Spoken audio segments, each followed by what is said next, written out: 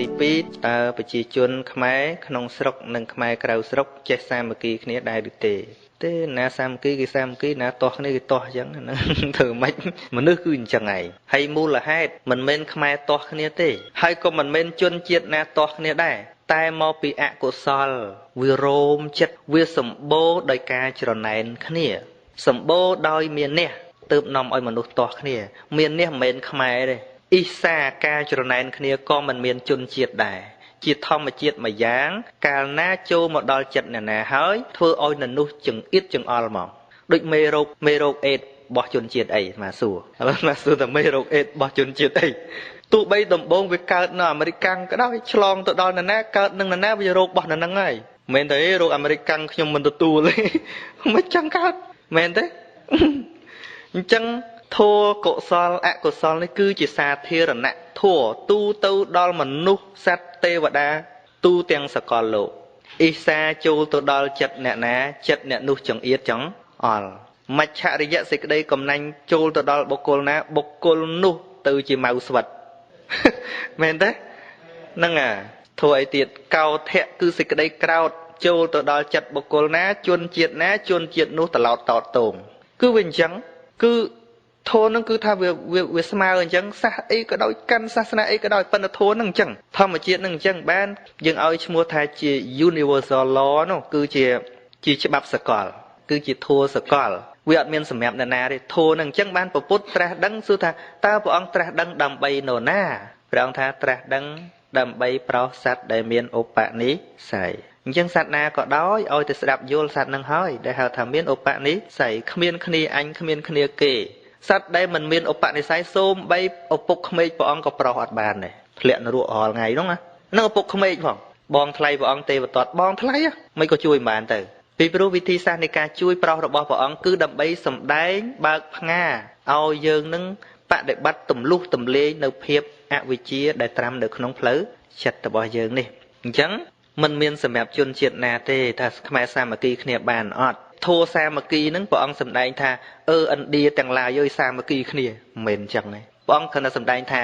សុខាសង្ឃសសាមិគីសមគាណាំងតបោសុខោការសាមគ្គីគ្នានេះណានាំមកនៅសេចក្តីសុខដល់សង្ឃឬក៏ពួកក្រុមណាក៏ដោយឲ្យតែមានការស្មោះស្ម័គ្រសាមគ្គីគ្នាធ្វើសេចក្តីល្អក្រុមនោះហើយបានសេចក្តីសុខអញ្ចឹងក្រុមណាក្រុមទៅសាសអីសាសទៅពេលព្រះអង្គសម្ដែងអត់មានដាក់ជនជាតិក្នុងនឹងផងព្រះអង្គមើលក្នុង3ដកទាំងអស់មនាលភិក្ខុទាំងឡាយមានមនាលឥណ្ឌាទាំងឡាយណាអត់មានថាមនាលឥណ្ឌាទាំងឡាយអត់មាននិយាយចឹងទេមនាលនាងឥណ្ឌាទាំងឡាយមនាលប្រុសឥណ្ឌាទាំងឡាយអត់ទេគឺឡាយមនាលឧបាសិកាទាំងឡាយហើយឧបាសកឧបាសិកានោះគឺថាមានសិទ្ធិគ្រប់គ្នាដើម្បីជាឧបាសកឧបាសិកាហើយយើងមើលថាព្រះអង្គនៅចោះថាផ្សព្វផ្សាយនៅឯនោះហេតុអីបានជាព្រះអង្គបរិនិព្វានហើយទៅបានសាសនានឹងមកដល់ខ្មែរយើងមកដល់ស្អីហ្នឹងដែលពីមុនយើងអត់ដែលបានឮដំណឹងពុទ្ធផងការពុទ្ធត្រាស់នៅសវណ្ណភូមិអត់ទាំងដឹងផងដឹងតិចណាប៉ុន្តែដល់ព្រះអង្គបរិនិព្វានទៅបាត់ហើយនៅសល់តែធម៌យើងទទួលយកបានដោយសារអី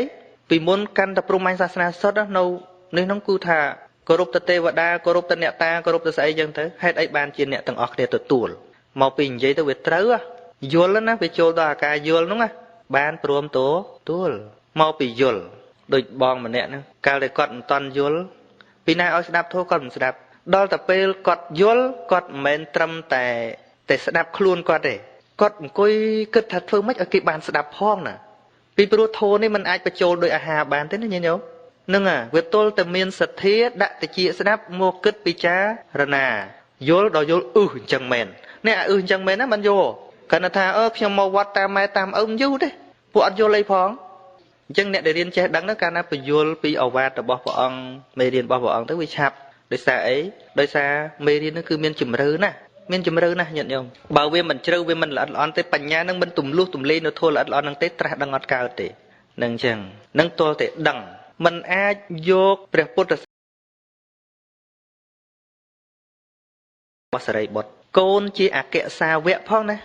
ប៉ុន្តែសំដែងឲ្យម្ដាយយល់បានទេអត់ទេរហូតដល់ថ្ងៃស្លាប់ប្រើមโนសញ្ចេតនាចិត្តស្លាប់ចិត្តបរិនិព្វានបានម្ដាយនឹងយកតិចមកស្ដាប់ពីមុននឹងមានអ្នក ខឹងទាំងព្រះទៅទៀតយកកូនអញទៅបួសអស់អាលីងហើយដល់តែខឹងអញ្ចឹងសួរថាកូនជាព្រះរហន្តនឹងបតីបេតាប៉ុណ្ណាប៉ុន្តែ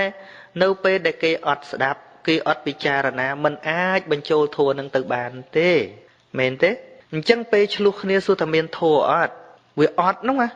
អញ្ចឹងអធัวការមិនមានធัวមិនមែនខ្មែរទេជនជាតិណាក៏ដោយ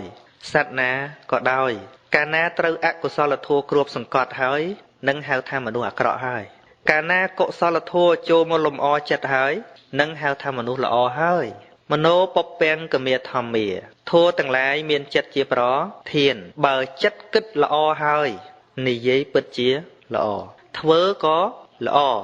ដល់មួយទៀតព្រះអង្គថាបើចិត្តគិតអាក្រក់ហើយនិយាយក៏អាក្រក់ធ្វើក៏អាក្រក់ចិត្តអត់មានជនជាតិទេឃើញទេចិត្តអត់មានជនជាតិទេចិត្តជនជាតិអីចិត្តជនជាតិអីដូចស្មានលើកពីរោគអេដមិនជនជាតិអីយឺគឺថារោគអត់មានជនជាតិទេវីតាមីនក៏គ្មានជនជាតិដែរតែហៅត្រូវ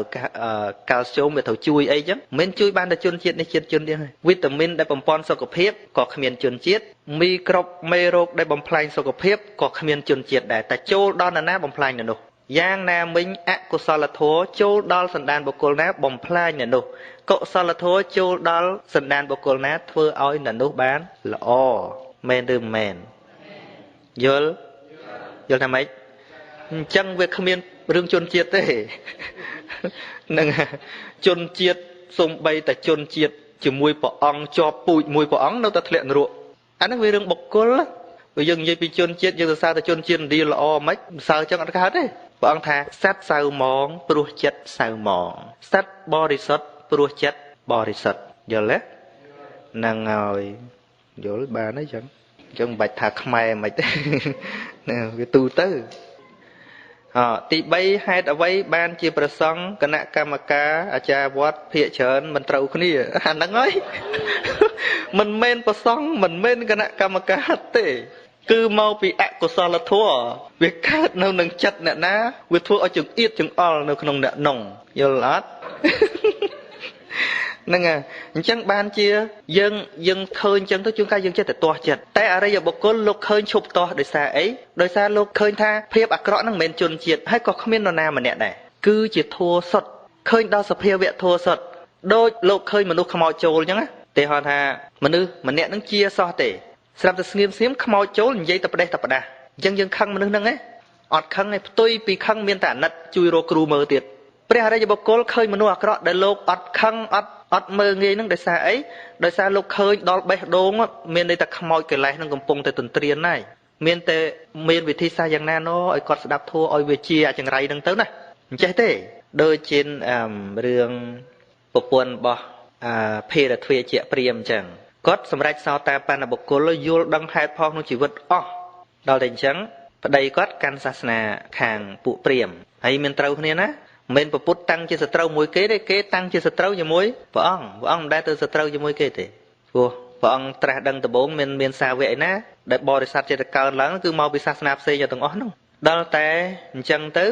សុំប្រពន្ធម៉ែវាឯងសុំមួយថ្ងៃ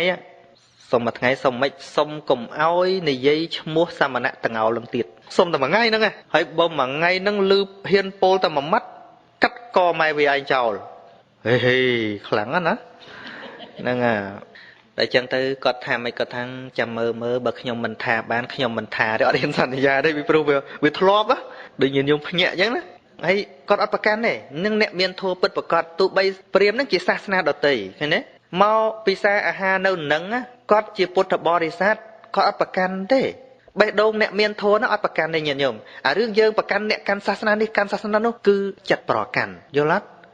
មិនមែនថាយើងស្រឡាញ់ពុទ្ធសាសនាយើងខឹងអ្នកសាសនាដទៃខឹងចាមខឹងយេស៊ូខឹងស្អីថាយើងជាអ្នកកាន់ពុទ្ធសាសនាមិនមែនទេគឺជាធាតុប្រកាន់យល់អត់បើបេះដូងមានធម៌របស់ព្រះសម្មាសម្ពុទ្ធពិតប្រាកដគ្មានអ្នកណាជាសត្រូវទេហើយឃើញអ្នកដែលកំពុងធ្វើខុសនឹងមានតែការអាណិតអញ្ចេះទៅវិញនេះជាពុទ្ធបរិស័ទពិតបើមិនថាយើងខ្ញុំកាន់ពុទ្ធសាសនាណាអ្នកឯងកាន់សាសនាផ្សេងអញមិនស៊ីបាយជាមួយទេងាប់អ្នកដើរតាមពុទ្ធអីចោះចិត្តអាក្រក់ចុះនឹងឲ្យថ្ងៃណាយើងនឹងឲ្យគេយល់បើយើងខឹងគេបាត់ហើយនោះពីព្រោះអ្នកដើរតាមព្រះសម្មាសម្ពុទ្ធមានតែយក ព្រោះទេមានតែមេត្តាធម៌ទេពុទ្ធសម្ដែងឲ្យថាអកោថេនៈជីនេកោធាំងឈ្នះបុគ្គលដែលក្រោតខឹងនឹងយើងដោយការឲ្យអភ័យដោយការផ្សាយមេត្តាឃើញទេដោយការមិនខឹងតបអសាធុងសាធុនីជី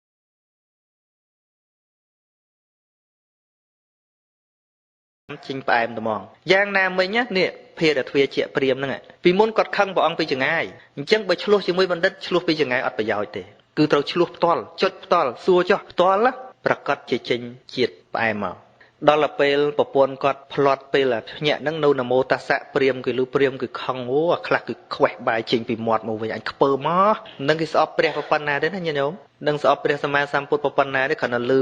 សម្មាសម្ពុទ្ធសៈនិយាយពីខ្វេះបាយចេញមកវិញហើយជេរបចោប្តីរបស់នាងហ្នឹងដាក់ផ្ដាសាអីសពគ្រប់ចឹងទៅប្តីខឹងទាញដាវមករកកាត់កប្រពន្ធយើងនឹងសម្លាប់នាងឯងគ្រាន់តែបំភ្លេចសមណៈគោដំមួយថ្ងៃមិនបានតែខ្ញុំអត់មានចេតនាទេប៉ុន្តែធ្វើម៉េចបើអញ្ចឹងហើយលោកប្តីអាចកាត់កខ្ញុំបានតែឲ្យខ្ញុំបោះបង់ប្របីដាមិនបានណាដល់អញ្ចឹងឈប់ខឹងប្រពន្ធខឹងព្រះម្ដងខឹងព្រះសម្មាសម្ពុទ្ធលោកមិនដាក់ស្នេហ៍ប្រពន្ធអញមិនខឹងដូចអាត្មានឹងមានប្តីគេខឹងច្រើនដែរតាហ្នឹងហើយគេថាមិនបានអញ្ចឹងទៅថាគ្មានអីទេបានតែសម្ដែងធัวអញ្ចឹងមាន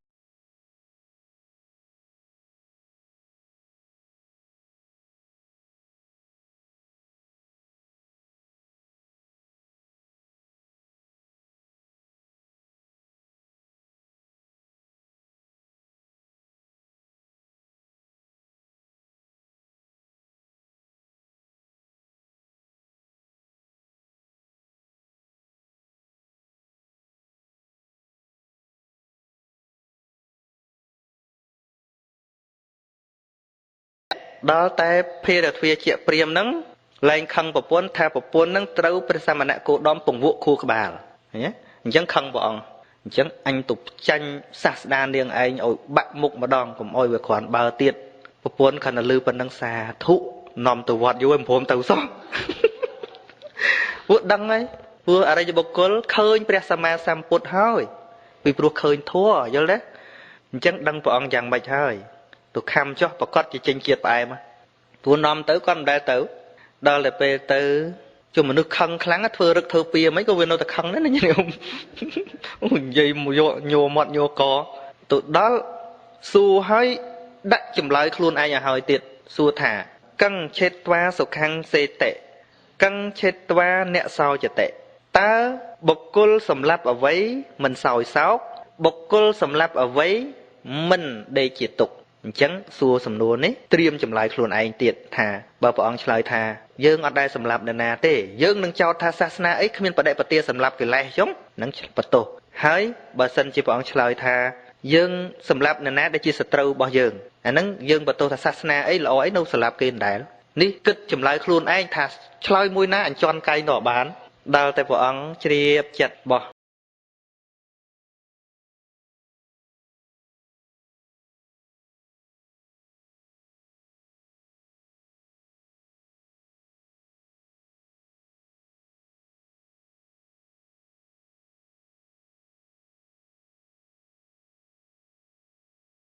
សម្រាប់នៅសេចក្តីក្រោធខឹងបានប្រាកដជាដេកជាសុខដូចជាសេចក្តីក្រោធចំពោះព្រាហ្មណ៍ឯងឥឡូវនេះបើសម្រាប់វាចោលព្រាហ្មណ៍ឯងស្រួលក្នុងចិត្តហើយឥឡូវកំពុងត្រឡោតតតងដោយសារតែសេចក្តីក្រោធបានជាអ្នកមិនសុខតែលប៉ុណ្ណឹងមានអីលូនទៅរកប្របាទព្រះអង្គថាព្រះអង្គមើលធ្លុះបេះដូងអញពីព្រោះបេះដូងកំពុងតែញាប់ញួរដោយសេចក្តីខឹងក្រោធបានជាគាត់មិនសុខសោះហ្នឹងបើពីខឹងហ្នឹងព្រះអង្គមិនឆ្លើយចម្លើយដោយគាត់ត្រៀមទុកទេគឺសម្រាប់មែនមិនមែនបុគ្គលទេគឺធัวអាក្រក់ដែលនៅក្នុងចិត្តលូនទៅរកព្រះអង្គមិនមែនដើរលូនមកនេះថាព្រះអង្គយល់ធ្លុះដល់បេះដូងអញកំពុងតែខឹងព្រះអង្គសម្ដែងធัวទៅក៏បានសម្រេចសោតាបួសមិនយូរប៉ុន្មានបានសម្រេចព្រះអរហន្តនេះសត្រូវជាមួយបណ្ឌិតហ្នឹងសត្រូវឲ្យផ្ទាល់អញ្ចឹងចង់ទៅកាច់ចង់ទៅកិននេះកិនផ្ទាល់អញ្ចឹងកុំនិយាយដើមគ្មានប្រយោជន៍ទេយល់ទេយល់ទេយល់ថាម៉េចអញ្ចឹងឯងបើមិនយល់ថាអញ្ចឹងយល់ថាម៉េចបើវាអញ្ចឹងហើយអងប្រុសស្រីទាំងឡាយអើយកុំភ្លេចឡើយផ្លូវឡងគឺធម៌ព្រះពុទ្ធប្រសើរផុតលោក